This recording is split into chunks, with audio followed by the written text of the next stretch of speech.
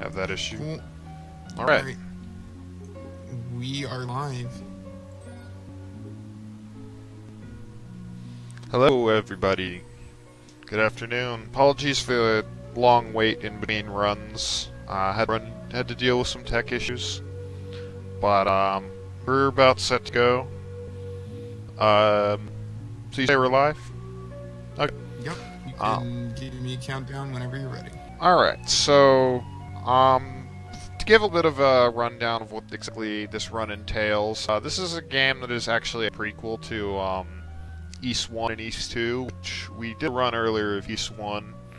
So you're going to see a few recurring elements like characters, theme, music, etc. So to clarify, this game actually has multiple characters. All three of them are well before Toal. So this character in particular is Toal. The EX actually stands for extra, which there's a few category differences between extra and regular Toal, which we'll get into at some point when they're relevant. Time start whenever I hit disable here, so I'll go ahead and give a countdown. When I say go, we'll start. So 3, 2, and go. So the intro to this game is basically the game takes place 500 or so years before the events of East 1. You probably saw these two characters in East 1 at least once because they are plot triggers, but this is Rhea and Fina, who are the goddesses of the East world.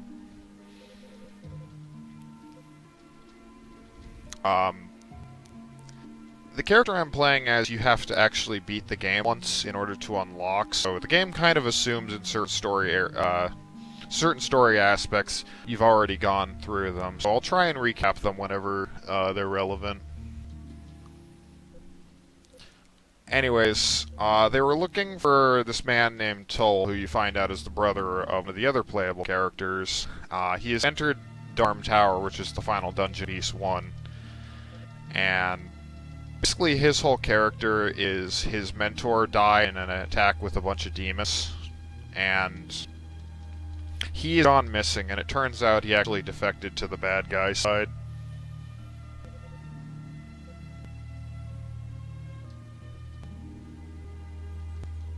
So we get to kind of play as the bad guy this run.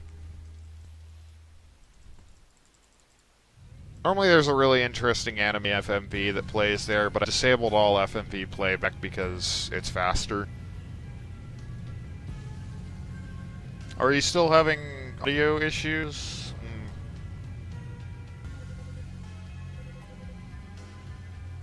Yeah, you sound completely different on the stream than you do in Discord.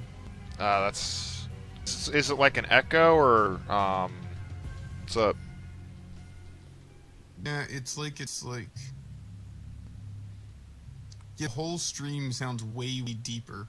Everything sounds super bassy. Ooh, that might be a volume Like issue. there's a filter.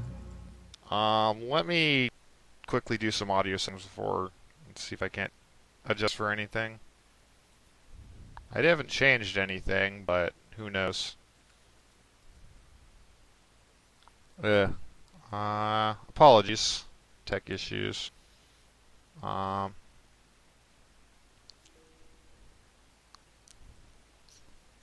could try bumping your audio bitrate down a little bit in XSplit.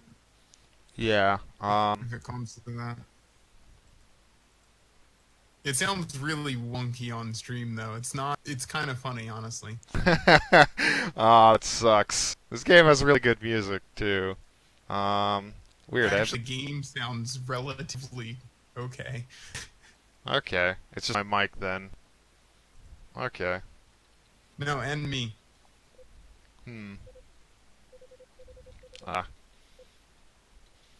Spent an hour trying to get Harder this to right. music.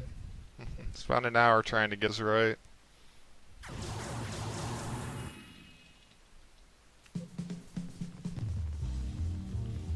Alright, I'll probably talk less then. I usually like to give full demonstration. Anyways, you should just keep talking. Don't stop talking. I'm gonna try and do a glitch here. I didn't get it. Apologies for tech issues, we'll have to roll with it. Um, there's a glitch there where you can actually reset your position into, when you enter this cutscene to be farther up in the room. It's kind of funny looking and saves about a second.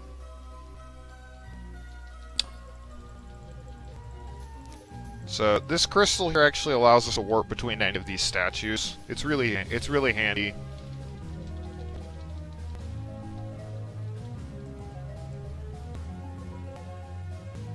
Yes.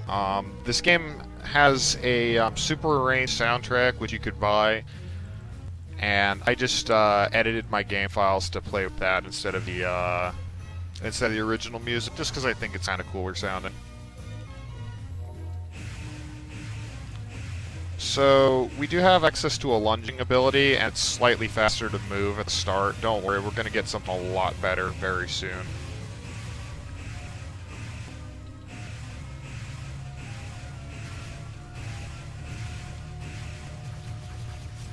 So I want to herd these guys up in order to take them out as quickly.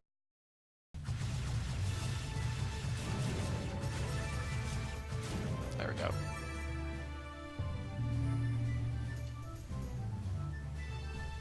So this item here is the Cerulean Flabellum, and what that does is it gives us access to the first magic spell in the game, which is referred to as Godspeed. If you chain that together with a lunge, you get what we call a God Lunge, and I'm going to be referring to this quite often. Because this is our main method of movement for the rest of the game. I kill that guy to get to level 2, because we want to be level 2 for the next area. I'm going to do a little skip here that saves a couple of seconds by jumping along the wall here. I fixed it. Okay, nice. I just gave you a larger buffer, but it means the video is going to suffer slightly. It's fine.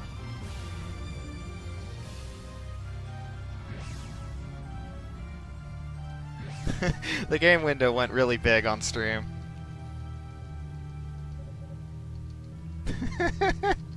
I apologize for the tech issues. So that yeah. If anything is on my end, I apologize. No, no, that was me on that instance. I reset the video source. So I'm going to do another skip here that involves actually, well, I'm doing things out of order here. I need to be a little bit more patient. So I need to kill these guys before I can do it. Meaning it's not going to end up saving any time because I messed it up, but it's still cool to show off. So if you let go of the mouse, you can actually get an extended amount of distance with Godspeed, so you're not supposed to make that jump. I should also elaborate on one thing coming up. Godspeed is a very, very broken ability, as it has a couple of frames of no-hit detection whenever you use it, so that anytime you go along like a door, you can, if you angle it correctly, you can go through the door without ever having to open it. So you basically just clip right through it because you have no hit detection, and you essentially warp around the seams of the door. So this little creature here is called a rue. We picked up a fruit earlier in order to be able to feed it, and ordinarily, because Godspeed is broken, we can actually theoretically skip doing this, but it's faster to do this because the rue gives us what is called a Clearia Ore, which upgrades our offensive ability. And this game's damage scaling is ridiculous, so any additional offense we can get is a real boon. So we're just going to warp back to the tower base, and in the process we're actually going to skip a boss. You have to sort of go around a... you have to kind of take a weird path to get to a boss who will get you a key to the next room, but we don't actually need to do that because, again, Toal doesn't know what a door is. So angled like that, and we can just skip right through here. So you'll see a few glowing red enemies in different areas. Ordinarily we can skip them, but this particular one, we do need to fight these bats, and because we're so low leveled, the only method of doing damage for some strange reason is jump attacks. When they programmed this game, they didn't For some reason, they gave Toal's jump attack like a significant boost to offense, so a jump attack will do like 8 damage, whereas a ground attack will only do 2 or 3. So we try to herd them up against a wall to do as much as we can. This is one of the bigger bits of RNG in the run.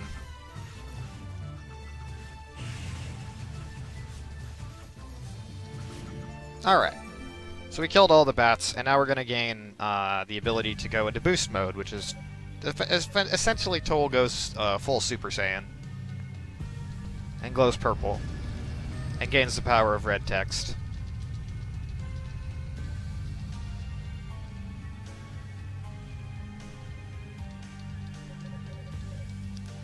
So we need this to get through the room that basically sucked us through the floor.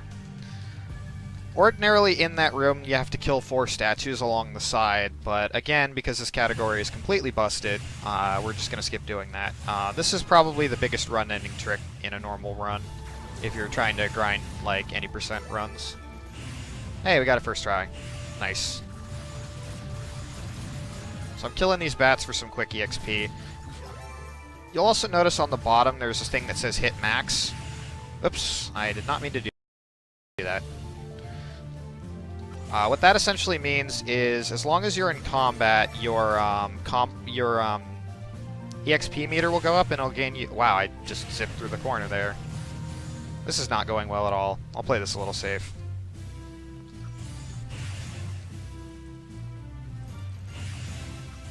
Okay. Alright, so I still have my hit max. That means that every hit I get gains me 1% additional EXP. So at max 1.9, I get 1.99 times EXP. So, well, what am I doing here?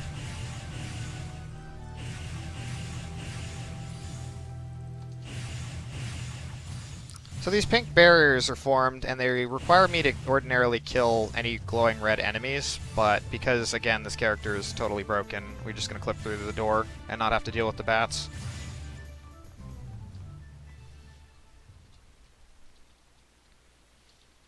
Alright, so that's Wailing Blue in a nutshell. We did a section that normally takes a first-time player about an hour in less than 10 minutes. Not counting the delay at the start. So this boss is Velagander. I can't remember if he's in East 1 or East 2, but a lot of the bosses in this game are borrowed from East 1 or East 2. The strategy here is to wail on his face so that his weak spot, which is at the top of his body up here, gets exposed.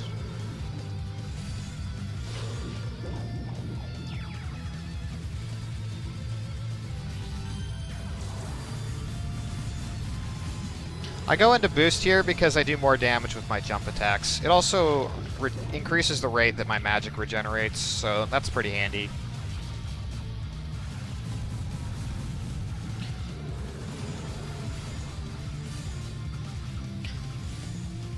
You may have also noticed before the start of the run that I actually set this game to the easy difficulty. There's not a huge difference between easy, normal, and hard in this game.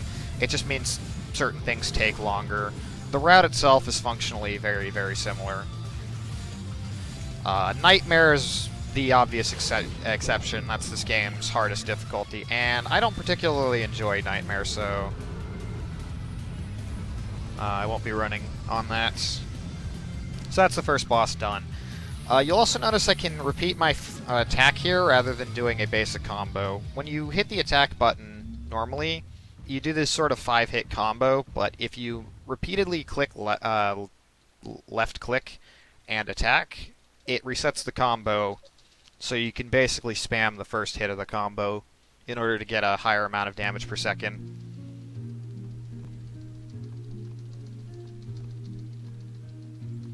Anyway, this character's Epona.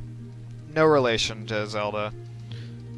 She has a lot more plot relevance in other characters' story, but her main purpose here is just to tell us, hey, we found your brother in the tower.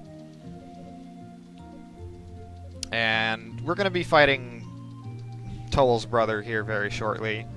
He's probably the most annoying boss in the game.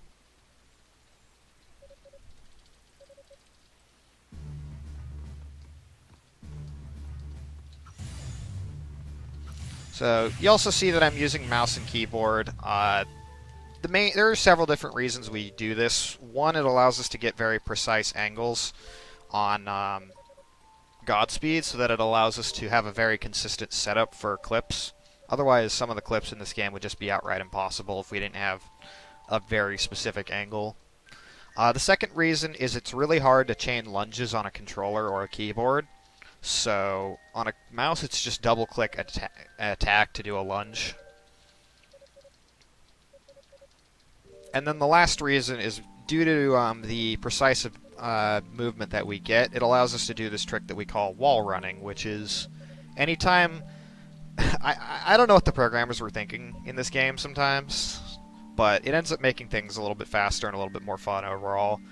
If you run along something on an along its like if you run along a wall on its right side, you can like at an angle just shy of parallel, you get a nice little boost of speed and jump height. So I'm going to be trying to keep alongside a wall as often as possible. When I was streaming a bunch of different Ys games, somebody actually noted that any game that I play with a mouse and keyboard on, I like instinctively cling to the right side, and they're like, so that's how you can tell somebody runs Origin. Oops, I do not need that.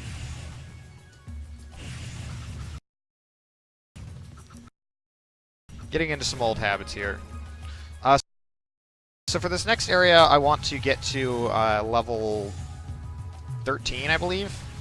We kind of don't track levels by the level number, but rather the amount of HP we have, because there's no random stats in this game, thank goodness.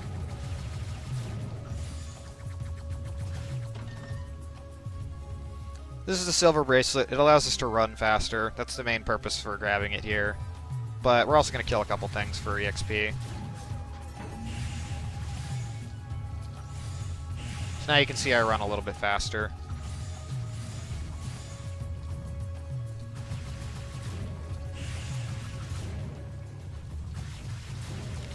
So I need to get a specific level, otherwise the next boss is not going to be fun at all. I also want to pick up the red and yellow potions that drop from these enemies, because what those do is they increase the rate at which my magic meter regenerates, and the red one increases my strength by a max of up to 5, which, as I mentioned, this game's damage formula is a little busted, so plus 5 strength has a huge impact on the next boss.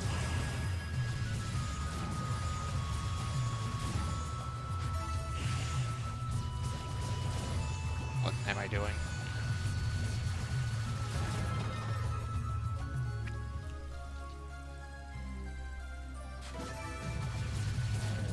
I also picked up the black chain here, and what that does is it's just basically armor. I don't normally grab it, but for safety purposes in a marathon run, it makes the next boss considerably less frustrating.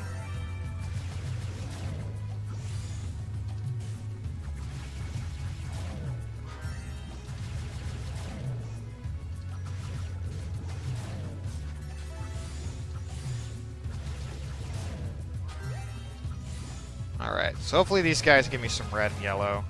Darn. Oh well. It's not a big deal. So there's a bit of a quick kill strategy on this next boss, which is why I want those. But if I don't have them, it's just gonna mean this fight goes a little bit slower. This is Hugo. He's Toal's little brother, and he's a total butt. Nobody likes Hugo. Not even people who run Hugo. As I mentioned, he is the other playable character, and one of the other playable characters in this game, and he's very boring, honestly. But he also happens to have one of the more frustrating fights to learn. So, I'm going to actually get a little quiet here, because this fight's quite tricky.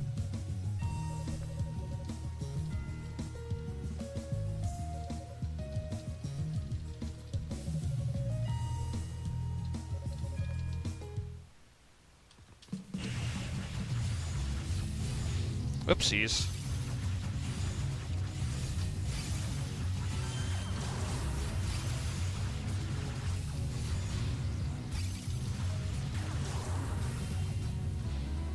Dang.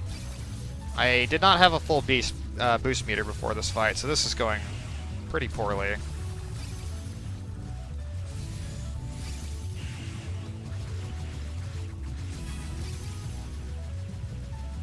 And now he's going to fire his laser, and I'm going to just scoot away. Wow, I keep getting knocked over.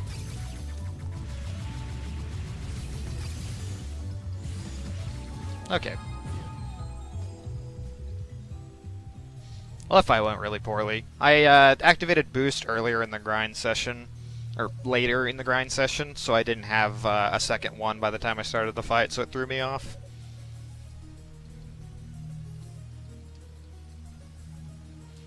So Hugo's friends come to save him before we end up doing something a little bit violent.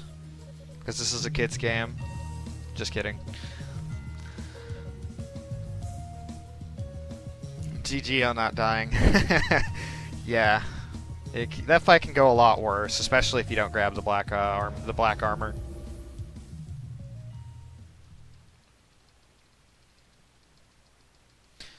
I probably should mention one thing. This game is on PS4 and PS Vita, and that version actually has a fast-forward button. This version doesn't have a fast-forward button. The fast-forward button would cut off about half of all cutscenes in the game, roughly. But in exchange, the PS4 version and PS Vita version do not have access to mouse controls, which would mean that certain angles would be really, really difficult to get. And the run would just be not fun trying to do certain skips. In fact, you'd probably just end up not doing certain skips.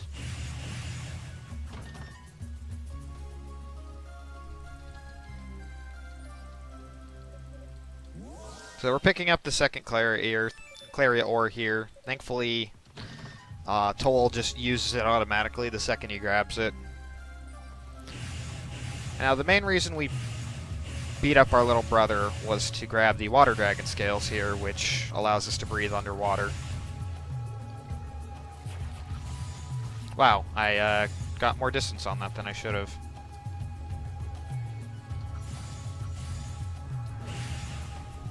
This game has a lot of platforming elements thrown in here and there.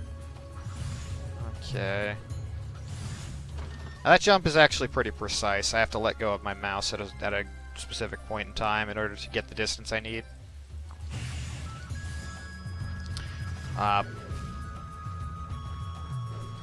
What I picked up is an emerald, and that allows me to charge Godspeed. Make sure I equip that, because if you don't equip the dragon scales, you will drown very quickly.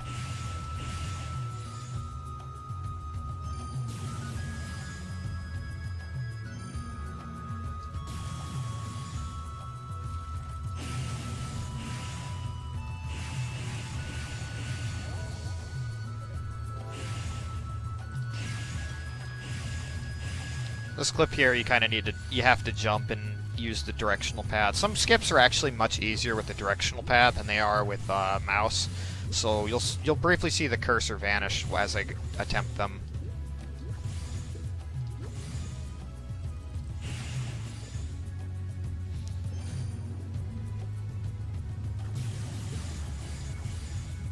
You'll also see I'm trying to angle myself along the right side of walls as I swim, and this is because you fall faster underwater when you are moving alongside a wall at the same angle that you do wall runs with.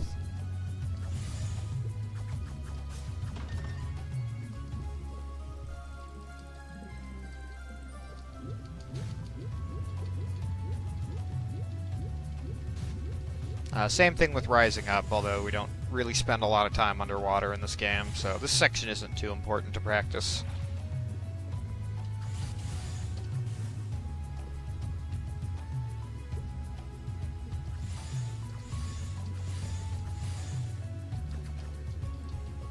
Alright, so this is the 11 Strike Hammer. Similar to the Cerulean Flabellum, it gives us access to a magic ability. This time we get Thunderclaw.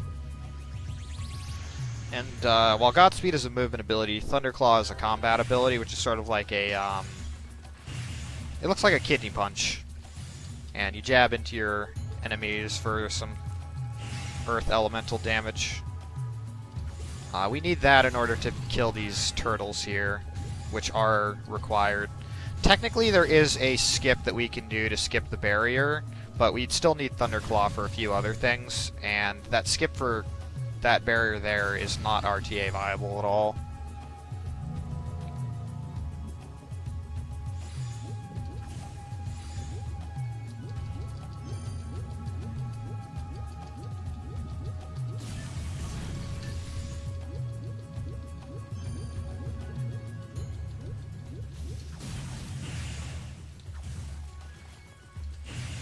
So we're just going to damage boost through those spikes because they don't do nearly enough damage to us to matter.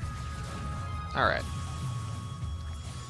So I wanted to kill those guys to get to 129 for the next boss.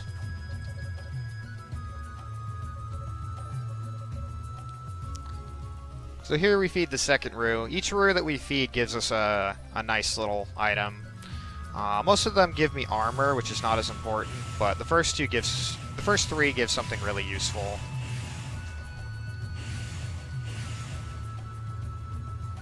So I'm gonna wait for this to charge so I can zoom past these guys. This skip, there's no real setup to it. You just kind of have to wing it and keep trying for it. There we go. Third try.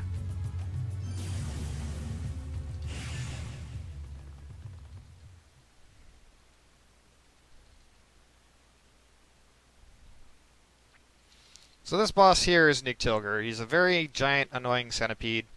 Much more difficult than he is in East 1.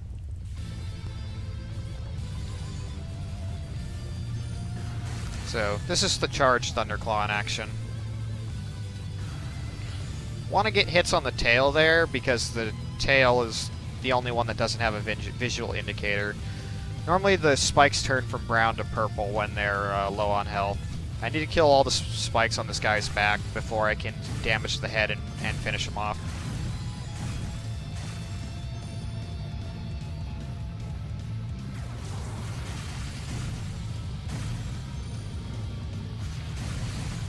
Hopefully I get the quick kill. There's a quick kill with this guy. Oh, this should be easy. Where you get him before he starts spinning. If I didn't kill him there, he would start he would go into a wheel form and rotate around the room. And from there it would just become extremely frustrating to try and get him. Because he'll wheel himself around the room 3 times. And it's random where he stops. And you can end up losing over a minute on that fight.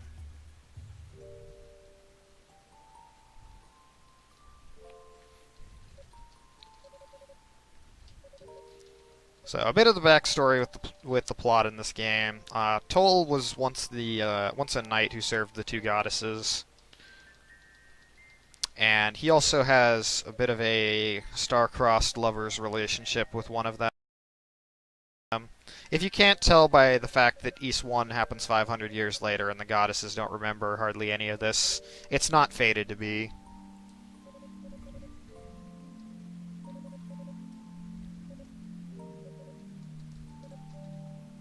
So yeah, there are a lot of cutscenes in this run.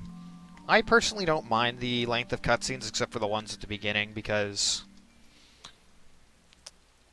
they serve as a nice break for my hands because the amount of inputs per second in this game can be a little high. Oops, I do need to take care of these guys. Actually, no I don't. I don't have to because on this particular category.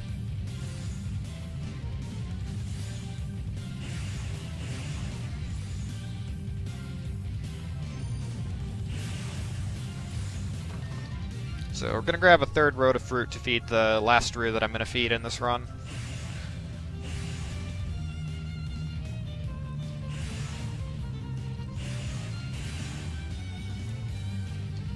Oops, did not read my jump input there. So this is the unique thing about Toal EX, or Extra. On earlier versions of this game, which include the Steam version, but surprisingly not the most recent Japanese version, Godspeed has fire properties, which allows us to light the torches that we would ordinarily have to grab grab the fire magic in order to use. So this means I can skip doing a boss fight and about 7 minutes worth of cutscenes. So that's the main categorical difference between Toal and Toal EX. Nothing else in this game really requires having the fire ability. Any soft locks we could potentially get around, or any soft locks we'd potentially run into, we can actually get around.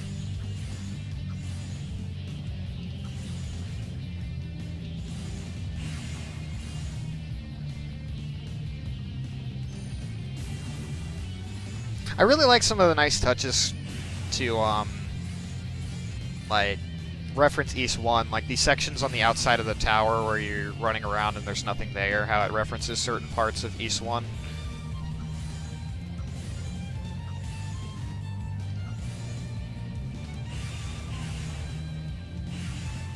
I do need that.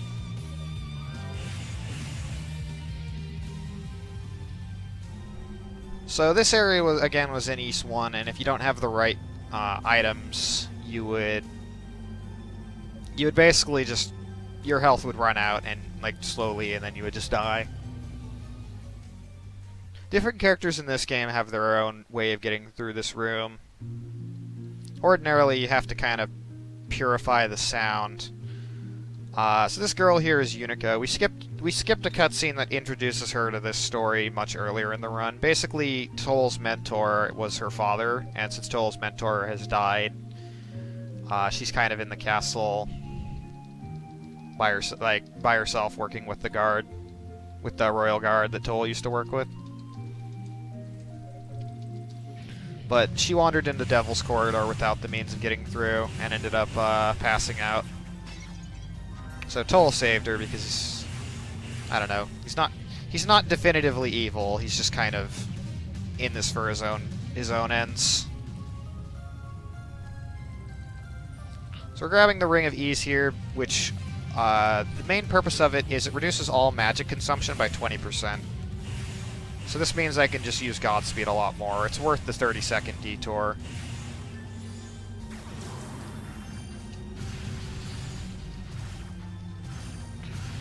So I only need to kill these guys because they get in my way.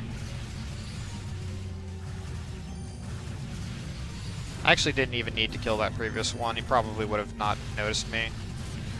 But I can skip this barrier right here. There we go, first try. That barrier is a little finicky to skip around. If you angle it wrong, you'll end up clipping through the floor.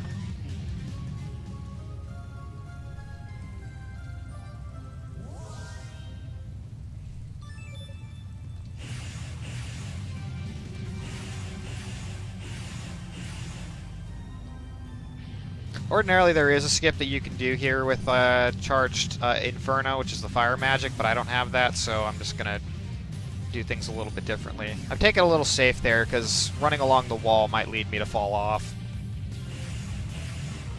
Alright, so we're almost at the next boss, but I'm going to have to do a brief grinding session.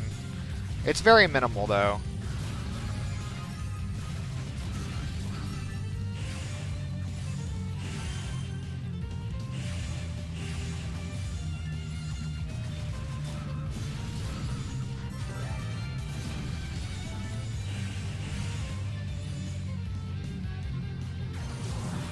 So I'm going to reload this room over and over again, because one charged Thunderclaw is usually enough to get every enemy in this room, and they give a lot of EXP.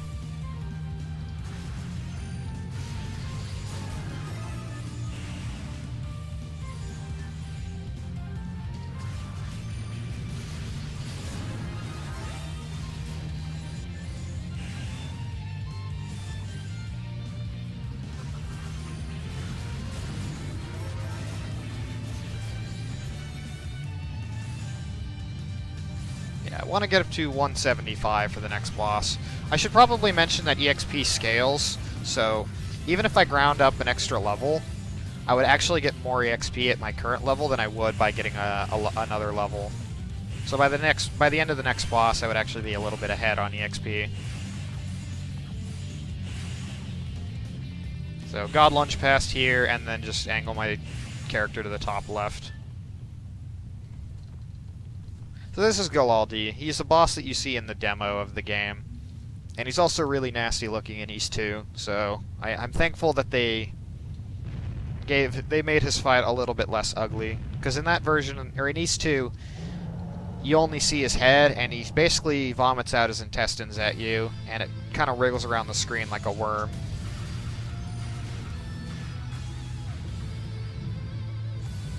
So here I'm kind of luring him to the back end of the room, while I'm waiting for him to hit me. And the reason for that is that allows me to move closer to the exit of this arena after this fight. This fight's pretty nice because it's pretty deterministic. What that means is he will do the same thing over and over again. If you're able to do everything perfectly, he will never surprise you with anything.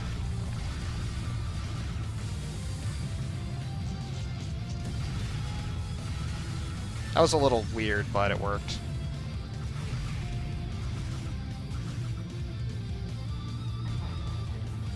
There is a way to beat this guy in 3 cycles rather than 4, but it involves jumping into his face, and that can be a little tricky when I don't have Inferno. So I just take the safer 4-cycle fight. The 3-cycle fight would end up saving about 3 seconds, and if you mess it up, it would cost you about 25.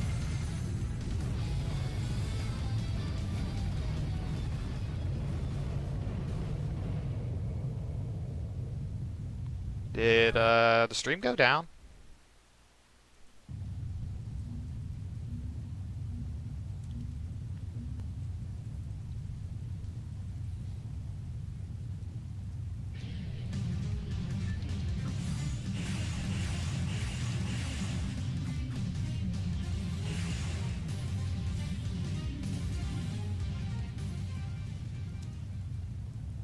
Okay, weird. For some reason on my laptop here, the stream preview went away, but it says it's still live. My apologies.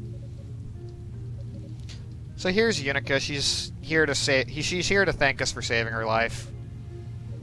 In a previous cutscene that didn't actually happen because we skipped it, she assumes Toal was the one who killed her father, so she attacks him and he just knocks her unconscious. So in this cutscene, she's basically thanking him, saying, "Hey, you're not such a bad guy after all." Okay, but it looks like the timer reset. Whatever. This run wasn't going great anyway, so I wasn't exactly on PB pace.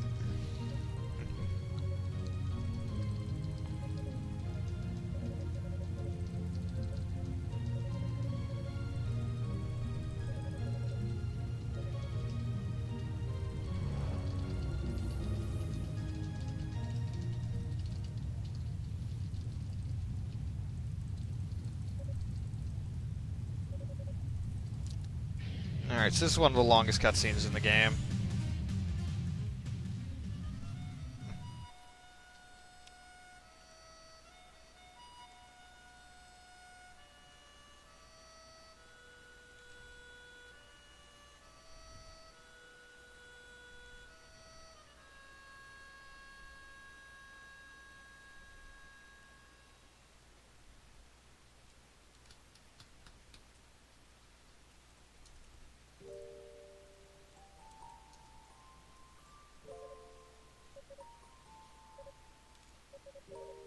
Alrighty, Yanis.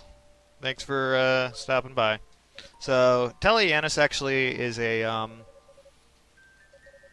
valued member of our community. He's helped find a lot of skips with this game, especially ones that involve using God Lunge. We thought that this run was, well, regular Toal anyways. We thought that that run was pretty optimized at about a 1 hour and 30 minute time, and then Yanis found a bunch of skips that eventually brought it down to a 1 hour 22 minute and 40 something second time. Toal EX was actually not really an official category for a while. It wasn't too long ago that we even found out that you could save 7 minutes by just not doing a specific boss fight. Like the boss fight that we skipped, and just skip Inferno, the fire magic altogether. So now record for this category is a 1 hour 13 minute time. My PB is a 1 hour 19 minute time, but it's never been. Oops, that's regular Toal strats. Okay, kind of have to do a bit of a weird setup here. So this is a strat exclusive to Toal EX in order to get through this door. There we go. Because we don't have Inferno's aerial mobility, I have to take a bit of a roundabout setup here. This skip here actually is pixel perfect, so I have to manually move my my mouse pixel by pixel using a Windows accessibility function. Shoutouts to accessibility.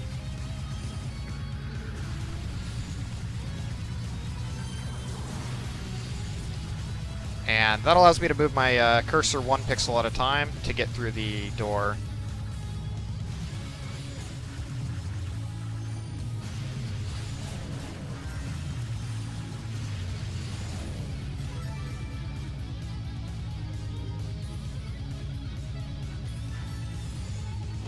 I'm going to assume I was at about a 40-minute time, plus whatever the timer is on screen, so that's about par for the course with my runs.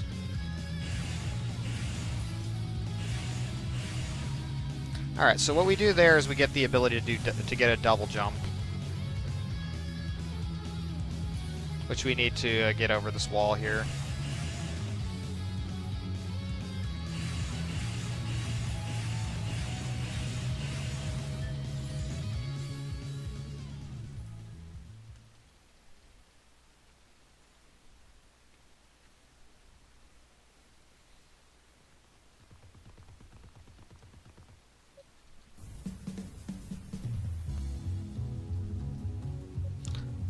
So unlike East 1, the entirety of this game takes place in this tower, although they developed it a lot more in this game. So this section introduces us to undead enemies. They cannot be killed unless I have equipped a specific accessory, which I will actually be getting after this cutscene.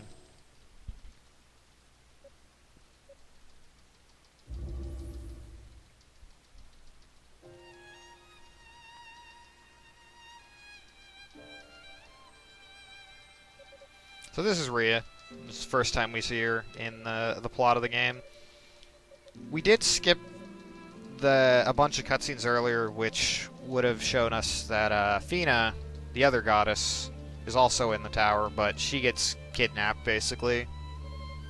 The main objective of the bad guys is to find the Black Pearl, which Rhea has here. And although we're working with them, Toal at this point is kind of questioning his motive, so he decides not to just, you know, take Rhea and the Black Pearl right here and now.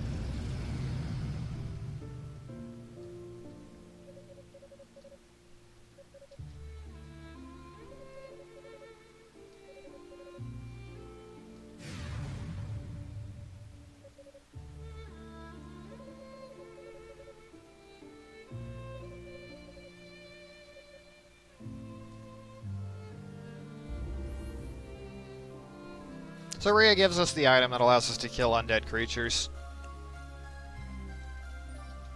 It doesn't make a lick of difference because we're never going to use it, and it would be a waste of time to equip it.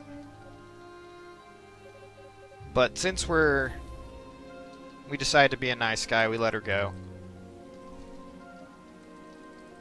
Also, I really like this remastered version of this song. It's really cool.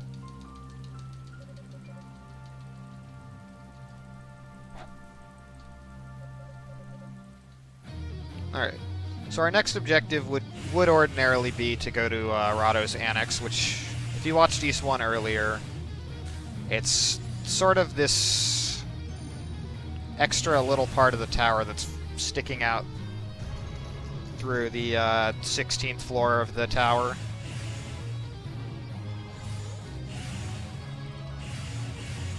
That gate there that we just opened up, we can skip through that because just about everything in this game is skippable, but it only saves a couple of seconds.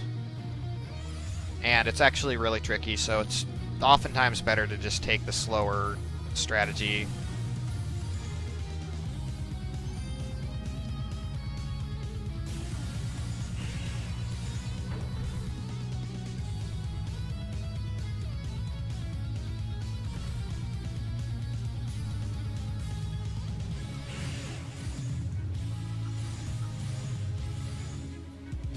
I'm gonna kill this guy here because I have time while I'm waiting for this platform to come down.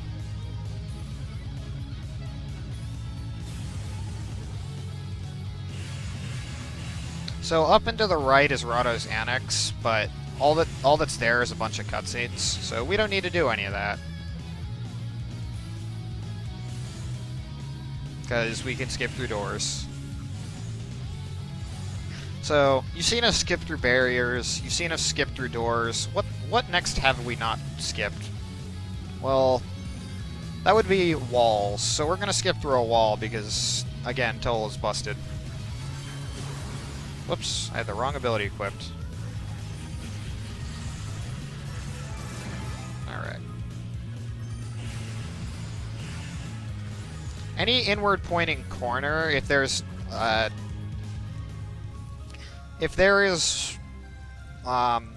what am I trying to say here? If there's anything that you can walk on the other side, you can actually just skip through it, like I did there. So, I'm gonna take a bit of a...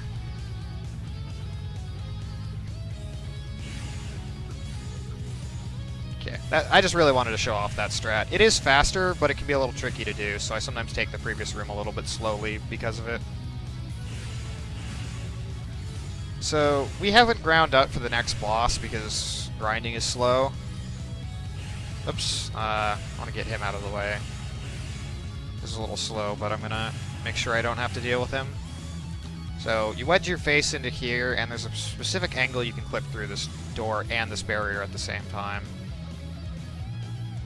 To kind of find it. Well, I've never done it that way, but that works. So we can just jump over this boss trigger, thanks to wall running. So we just skipped the boss.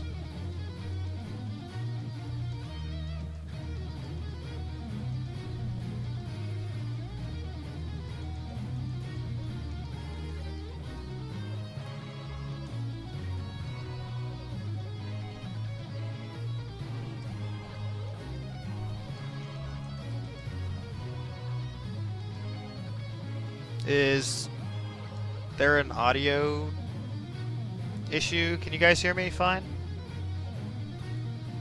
Or is it just Dark Fox that can't hear me?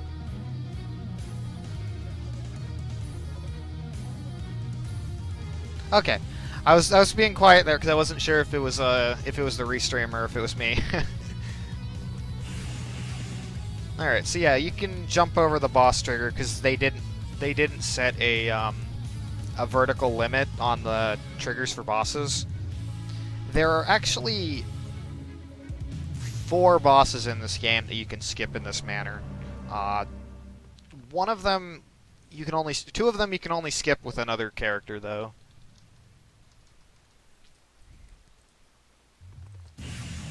So this is the Blighted Blood. It's a really annoying area, and I'm actually going to be getting more levels here than I will anywhere else.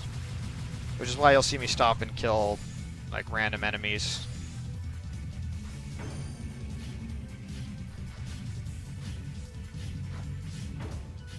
So, try and herd them up as much as I can. Because the less time I have to spend killing them, the better. This is speedrun after all.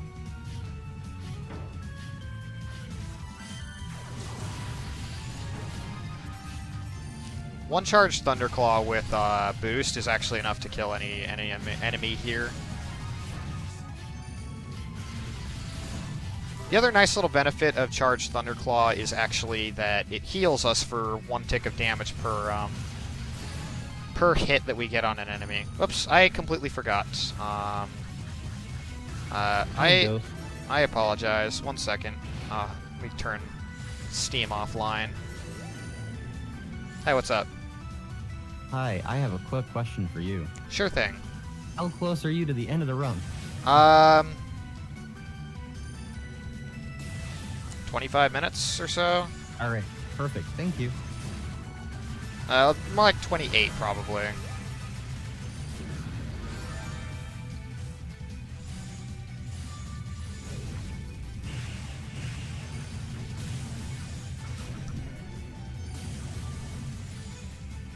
Yeah, just set it to like 55.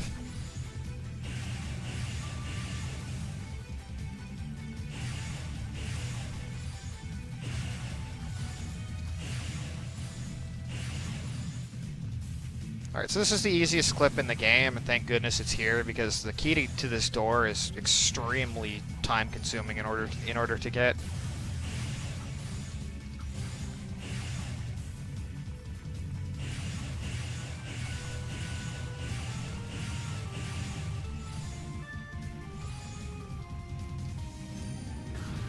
Oopsies. Wrong ability. So this room here, there's a bunch of glowing red enemies, and I want to kind of position them all underneath this, in this particular area here, because inside this pool, they take a ton of damage. And he's just glitching up there.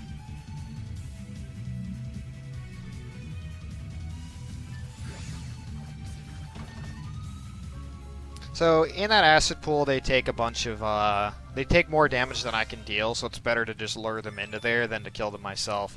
Glowing red enemies are worth very, very little EXP, so I miss out on basically nothing by doing that.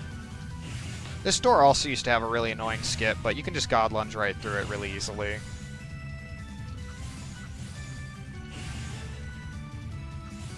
So you'll notice I still have very, very weak armor.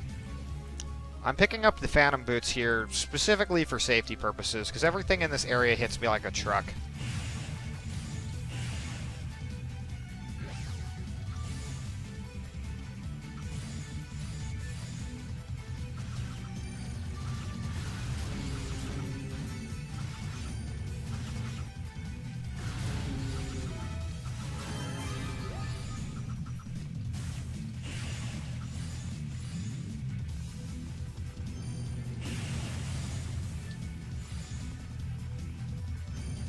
This last screen is going to get us, like, the last two screens get us a ton of levels.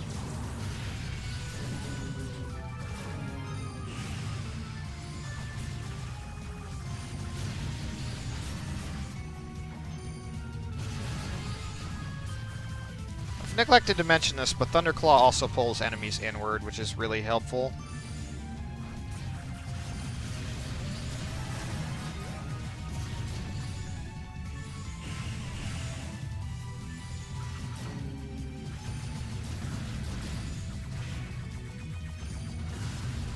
So I want to get myself up to 267.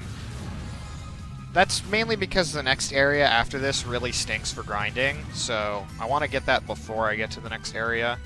There is a boss fight I may end up having to do, and that's because while you can jump over the boss trigger, it's not worth it to try over and over again. So if I mess up on it, I'm not going to reset, I'm just going to do the fight.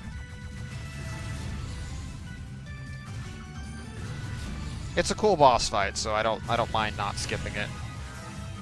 So I want to get to 267 and a little bit of change here.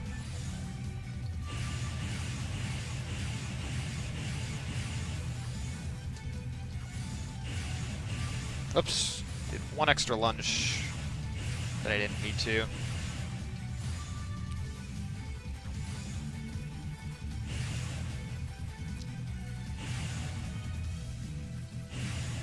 Okay, and then error keys, because this is really difficult without them.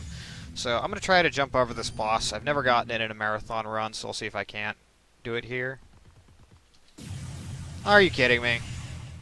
I have done like almost 10 marathon runs of this game, and that is the first time I've ever gotten that boss skip in a marathon.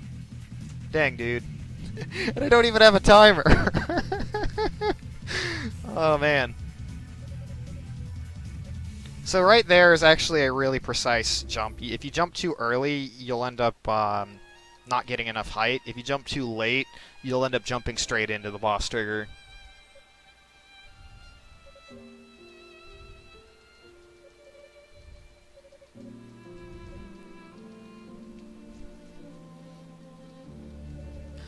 I'll probably go ahead and check the VOD just to see how long it took.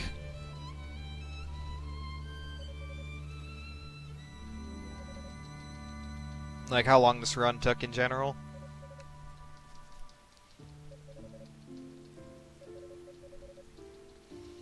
Anyways, so we're meeting with Rhea yet again, and Toal decides I'm gonna be a good guy this time, even though he's got the edgy glowing hair, or the edgy white hair, to be like Dante from the Devil May Cry series.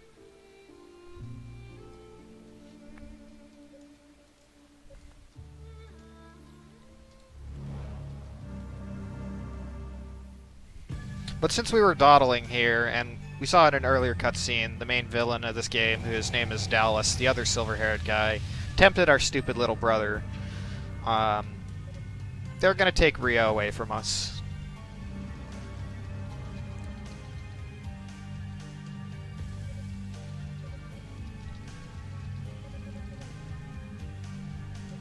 Now that our stupid little brother has gained immense power, we can't really do much to fight back.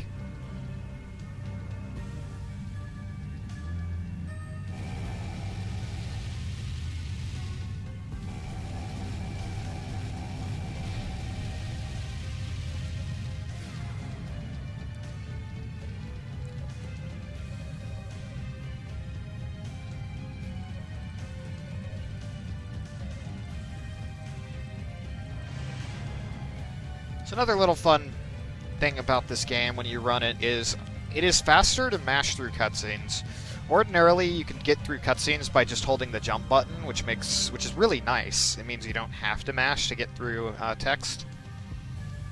But if you hold down the jump button and mash, it saves you about 2 seconds for every 3 minutes worth of cutscenes. So it becomes a small but still significant enough optimization. Anyway, so now that everything has been taken from us, the priest, who we would have fought in another boss fight had the developers not given fire properties to wind magic in this category, comes in, heals us back up to full, and helps us out. So the next area is going to be Demonic Core. And this remix is so good. I just love this saxophone. So I'm just gonna shut up and let the music play for a bit.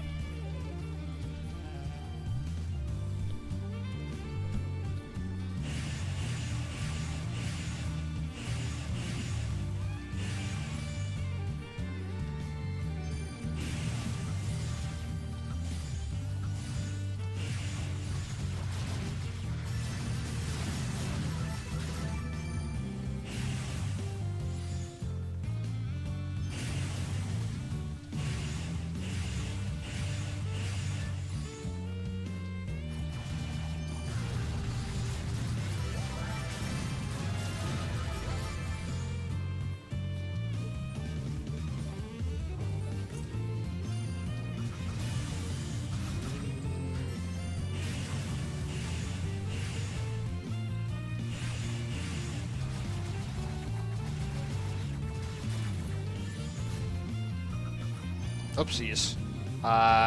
Don't want to die here. So jumping into a corner like that actually... Whoopsies. I'm gonna die. Okay, I know I'm not. One of these enemies hit me with confusion, which really stinks. It reverses my control scheme for a brief period. I am not used to running with actually getting that skip in a marathon run, so I'm doing a bit of an unoptimal experience route. Okay. So I wanted to get to 284. Dude, what's up, Epic Eye? Okay.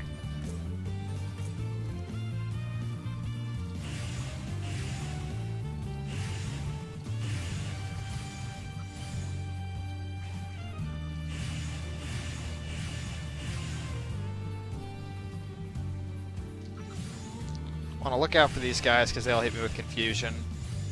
This door is a really nice and easy setup to get through. Alright, so this is Kishgol. He's kind of been there, honestly. We skipped many different cutscenes where he's in, but basically he's this sort of rival character. He's also the one who killed Toal's mentor and Unica's father. And he's really the guy who only wants to fight strong people. So he wants us to fight him in a one-on-one fight.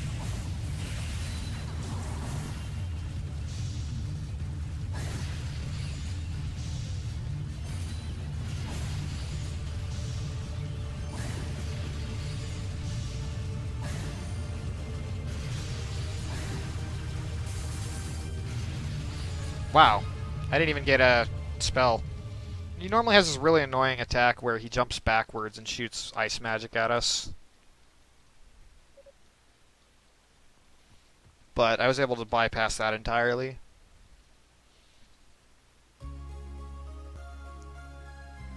So we get the very appropriately named Rod, which allows us to go through mirrors. Again, there's a lot of references to East 1 because we are in the final dungeon of East 1 for the entirety of this game. Ah, looks like I'm dropping frames.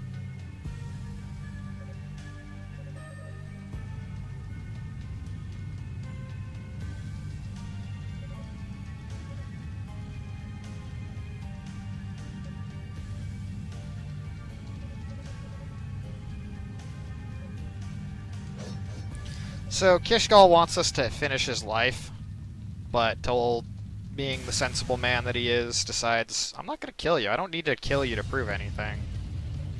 So he gets angry and tries to do a last-ditch attack at us, but Unica comes in and saves the day.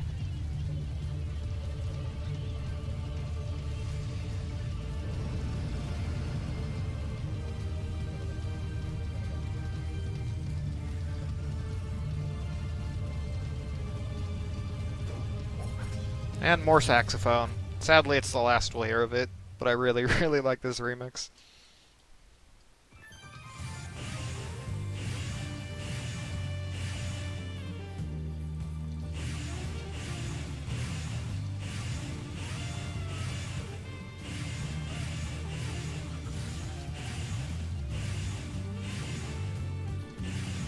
I'm gonna be really careful I don't fall into there. I've fallen into there, and it costs about 30 seconds to fall in there.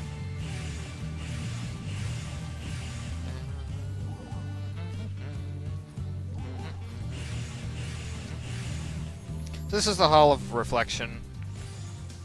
Originally we didn't think there was any skips in here, but this saves about 5 seconds to clip through the corner there. How are we doing up here, bud? Regarding what?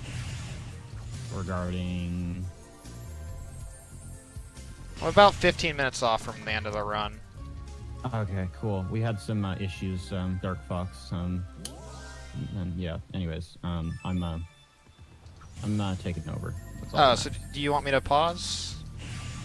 No, you're good. Okay. The timer's already broken anyways, but I mean... Yeah.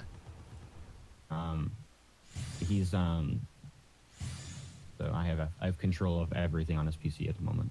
Okay. It's all good. So. Alright, so this is Zava. This is the sorceress we saw at the beginning of the run. Now that we've basically kind of turned our backs on the bad guys who really never trusted us in the first place, they're coming after us one by one.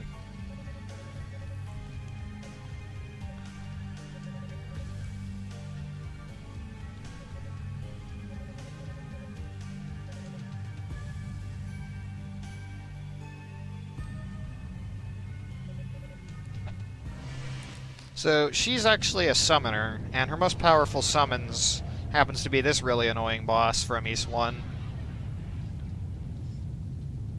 Thankfully, you don't have to worry too much about dodging the fire and ice shooting from her heads. If I got the setup to this fight correct, I shouldn't even be able to take damage.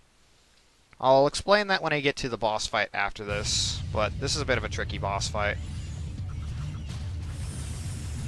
Okay, I didn't get it anyways.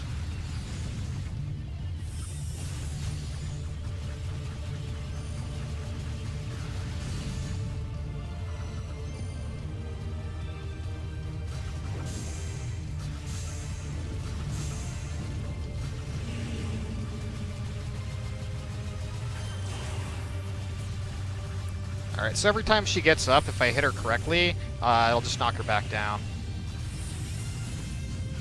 Aw, darn. She's never done that to me before. That's gonna cost a little bit of time.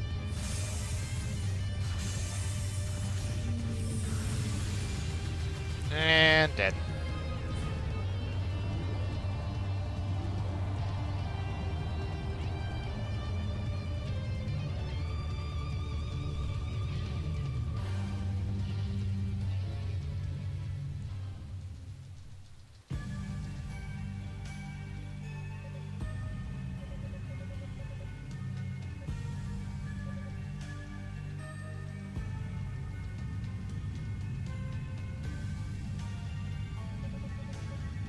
So she gets angry and decides to go full boost mode like we can, because anyone who's a demon in this game can activate boost.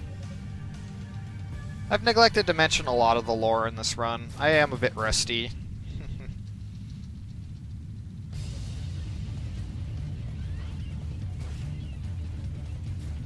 Starts summoning these knights that she can basically summon as many as she wants. But again, the big dang heroes come in and save the day. This guy here, Galleon, is actually the first boss of this game, but we completely skipped him, and having to even enter his boss arena.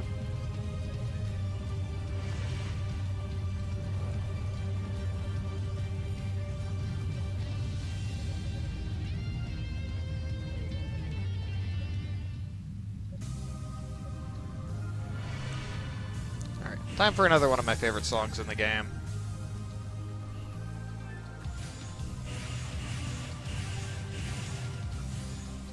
Alright, these guys like to suck me inwards. It's really annoying, so I'm gonna try and get past them.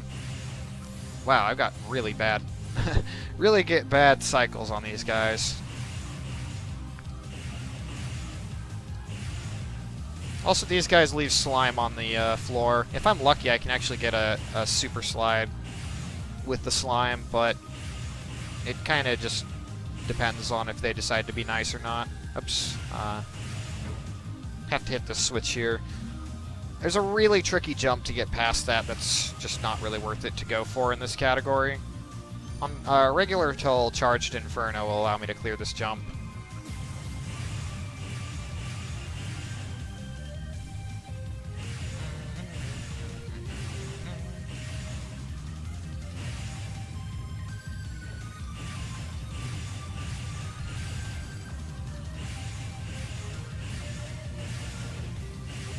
Oopsies.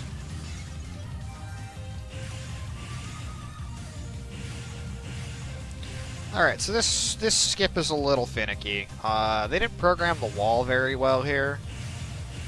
So you can... Oops. Well, I got the second part of it. So you can trick the game into hitting the loading zone there. Alright. So why I just did that there is this next boss fight is the rematch with Hugo, and he's much more powerful this time. Oddly enough, the fight is still easier, but we can make it basically trivial. If you enter the boss trigger with Godspeed at a specific point, it tricks the game into thinking you entered the trigger with no hit detection. So for the entirety of this fight, I have no hit detection. Like, my hitbox does not... The game does not register me as something that can be hit. So I can run right through his hitbox, and I take absolutely no damage whatsoever.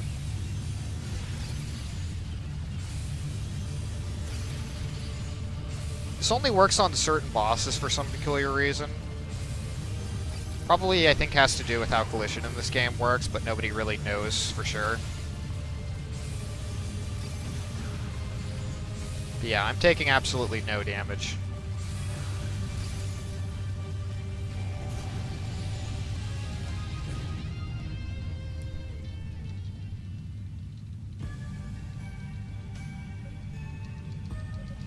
So, we've knocked the stuffing out of our stupid little brother, and he's basically releasing the dark power that Dallas gave him, so he's no longer under his control.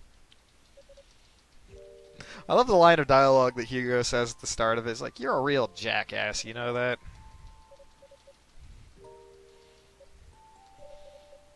This cutscene's a bit of a heart-to-heart, because Hugo, being the little brother with an inferiority complex, finally decides to acknowledge his older brother as his own man.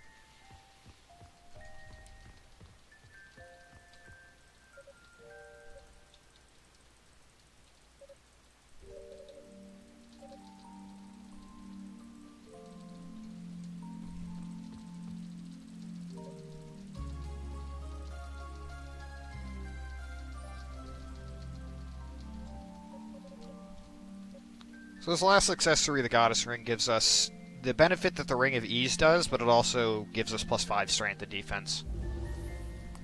which that +5 strength actually really comes in handy.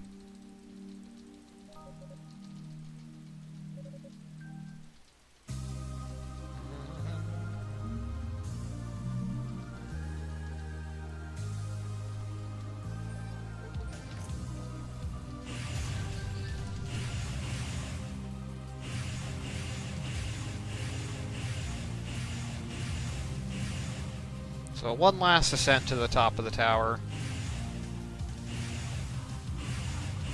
And we'll fight the final 2 bosses there.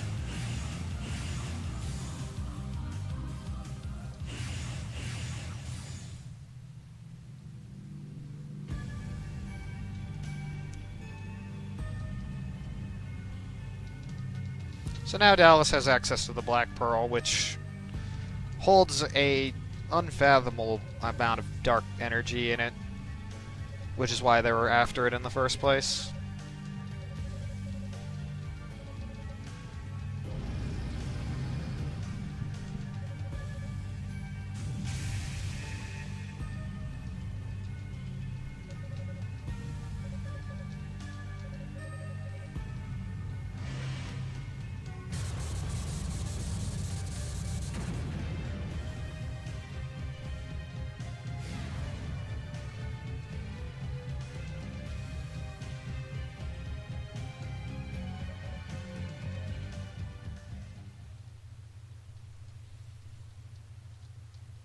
So barely conscious, the goddess Rhea gives us some words of encouragement.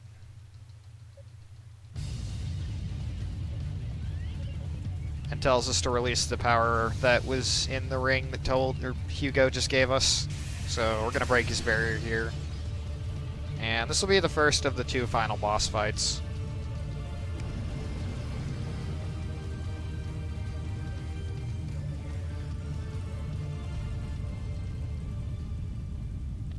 Now, ordinarily, in the second phase of this fight, you would need all 3 forms of magic, but there's a bit of a trick that we can do with Godspeed that'll allow the game to that'll allow us to hit the boss here, even when we shouldn't be able to.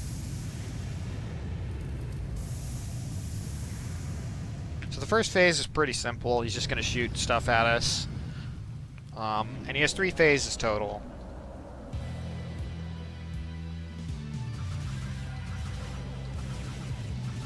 The fastest thing to do is just cling to his face and jump attack him a bunch. Do you mind coming back to the stage, please? Darn it. Yeah. He can just decide he doesn't want to be in the arena and be hittable.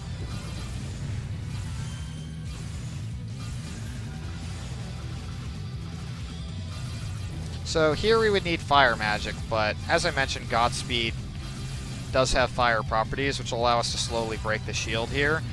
Furthermore, it can actually get behind the shield here and deal a little bit of damage to him, so he's never going to get to the 3rd phase of this, which would require Thunderclaw. This is again exclusive to Toal EX. Ordinarily, we'd just do this fight a little differently in regular Toal.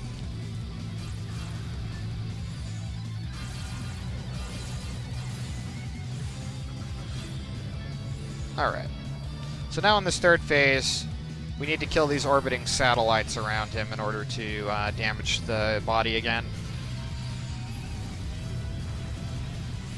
I should make mention, although this game is normally fairly challenging, even though we're running this on easy difficulty, this boss fight is pretty easy on like all difficulties. I know there's some people who are kind of purist about difficulty. Like, you have to play this on Nightmare. This boss fight is easy on every difficulty of the game, honestly. Wait. Oh, no. Wow. Just my luck. Are you kidding me? My game crashed.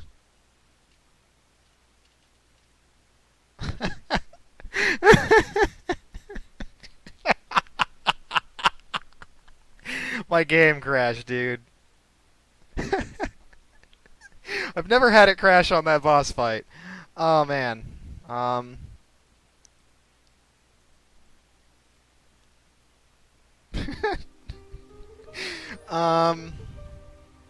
So, okay, there are two things I can do. I'll leave this up to you. I can try this again. I have a backup save for this. It didn't like me calling it easy, clearly. Okay, is Restream still coming through? Okay, it is. Alright, I'll give this one more try, and if it crashes again, which I have never seen that happen, this game has only ever crashed on me twice. Sure enough, I get it in a marathon.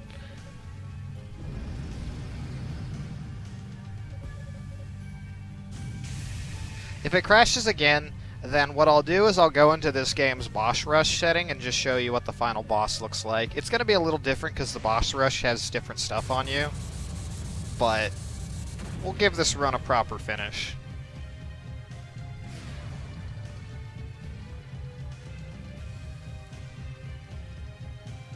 Unfortunately, we got to sit through these 4 minutes again, like between the cutscene and the boss fight.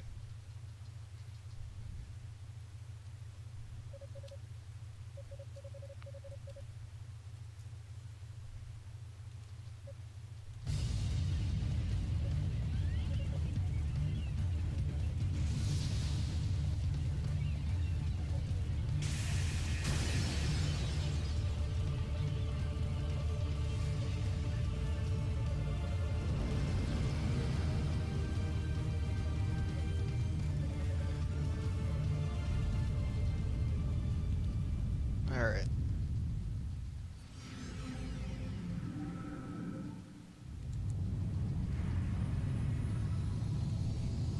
Just by luck. All the tech issues, the timer, I probably was on pretty decent pace too.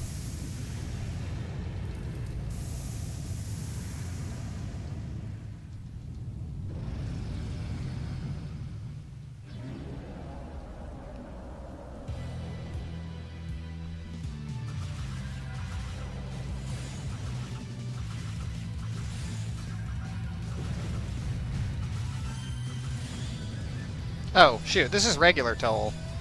I loaded up a save of regular Toal. My bad. Okay.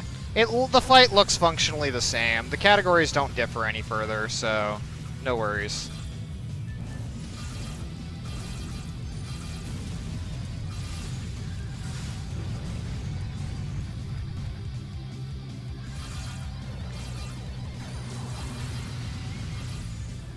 I loaded up the wrong save, but it's fine.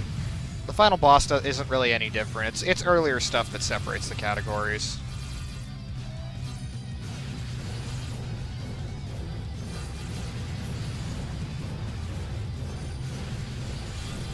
Alright. So I see we had a crash. Yeah, the game crashed. The funny thing is this game is actually normally really stable. I've only ever had it crash on me twice. Outside of a few tech setup issues, which occasionally happen because of the way FMV playback works in this game with the cloud save storage, because this game does use Steam cloud save storage sometimes. Alright.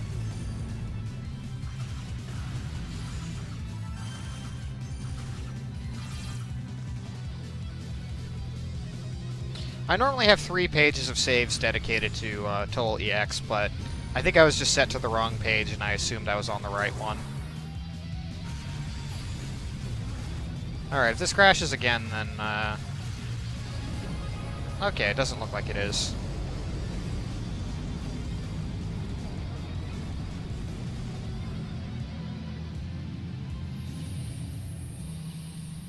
There we go.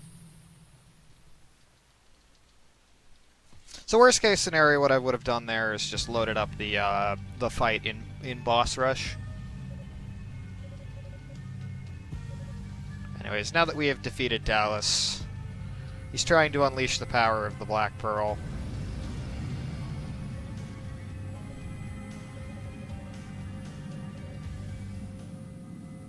But of course, because this is the bonus character, we get the true ending of the game. And every other character ends at this part, but Toal has a bit more to do. So it turns out the man actually pulling the strings was not Dallas. It was actually Toal's father. And as this actually isn't a thrown in there plot twist, it's you see this character Kane Fact, who is Toal's father, mentioned quite a lot in Toal's and Hugo's story, but it's here that you actually see him for the first time. And it turns out he was a bad guy all along and pulling the strings.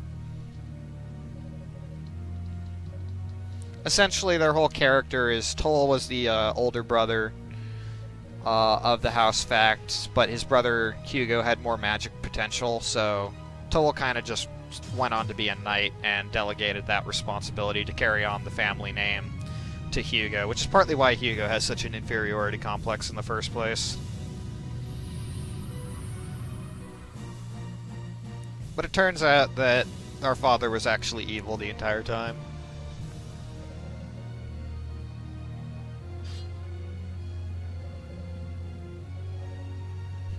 I like that line. It's just like, you're still here?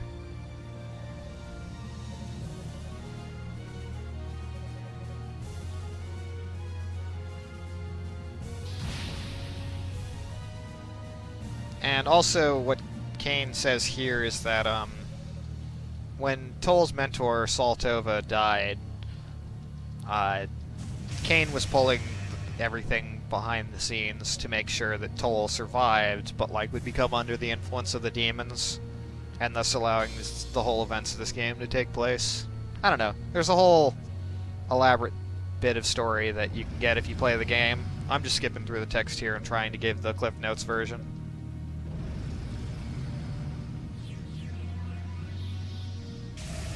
Also, we can gain the ability to shoot a Gallic gun out of our arms like that, but that involves feeding the 6th roux of the game, which is ultimately slower to do.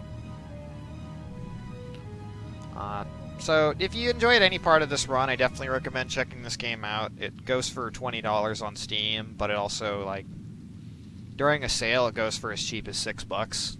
It's a really good deal. You get, like, a bunch of content in this game. It's all fun, fast-paced action RPG goodness. Alright. So, we're getting the same silver sword that Adol gets at the end of East 1. And this allows us to take on the final boss. So, although we've been fighting with Wolverine claws the entire run, we're gonna have a sword fight this time.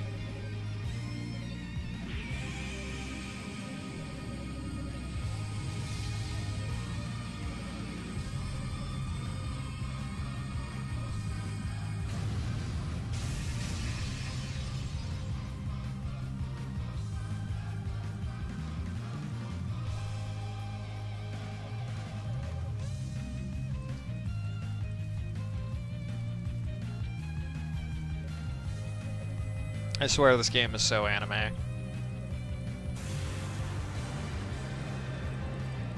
Alright, so it's time for our final boss. And again, this final boss is not really that difficult, but he's still got some ways to optimize.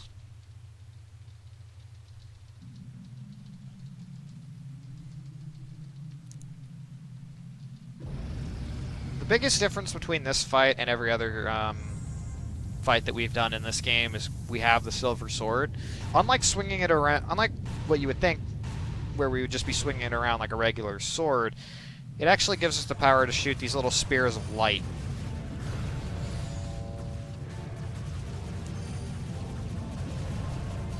What the heck? I should not be taking this much damage. Okay, what is going on here? I have never seen this. I should not be taking this much damage. Alright, I might actually die here, and I have literally never died in this boss fight in a speedrun. Just my luck.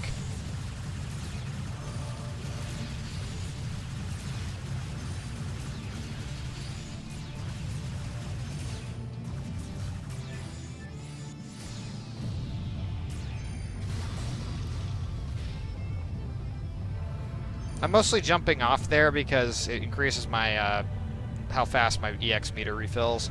But considering I'm at such low HP, that shouldn't be an issue anyways.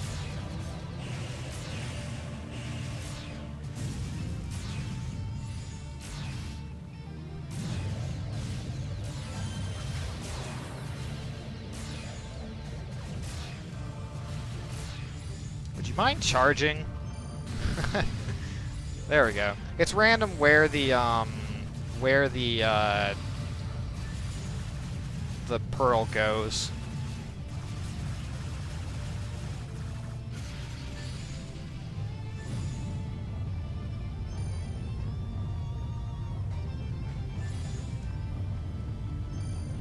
I don't have the wrong armor equipped. I have everything equipped as I should. Yeah, I'm just gonna take a death and start over. I have never died on this fight. Once. Ever. I don't know what happened. I apologize, you probably overestimate at this point due to the crash. Ordinarily, I don't take more than like 200 damage against this fight. I think he just got me an attack, and for some reason, when I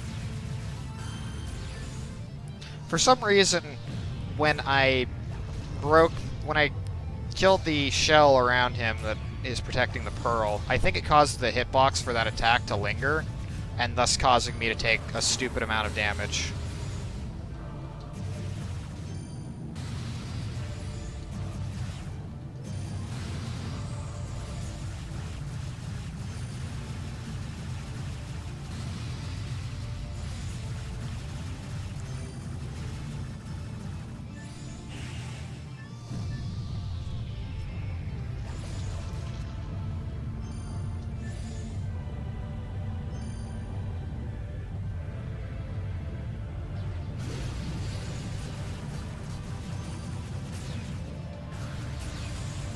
So I have to kill 4 cycles of this guy before he gets to his final phase. Even though you'll see his health bar run out on the next cycle, he still will have one last phase.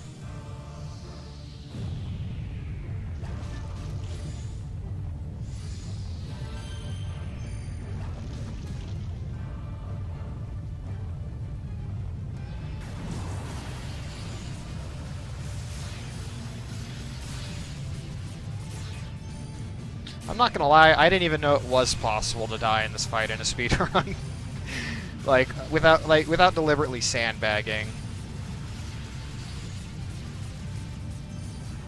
Alright, so now he's on his last phase. It's gonna get a little tricky because the pieces of the arena are gonna turn inward.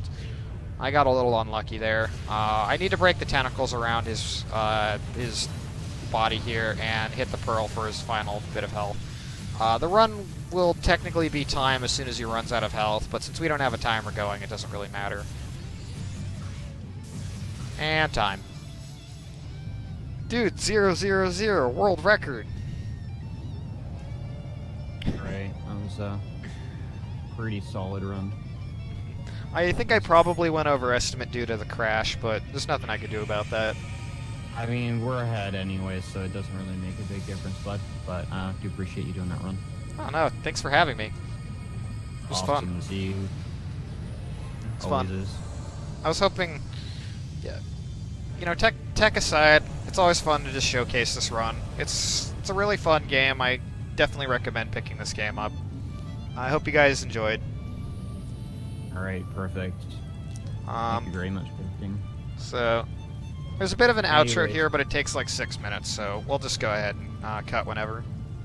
Yeah, so we're going to be breaking for intermission. I'm going to be taking over the rehosting since Dark Fox is still having some issues on his end. So, transition there. The stream will go down very briefly. When it goes back up, just hit refresh. I will let you know in chat as soon as that's ready. And then we will be setting up for Nier Automata race. Awesome. So, it'll be epic. Trust me. I don't joke about it. For you, this tragedy comes to life out of the blue. And I don't know why, but I feel most alive when I'm searching for these signs of life in the hopes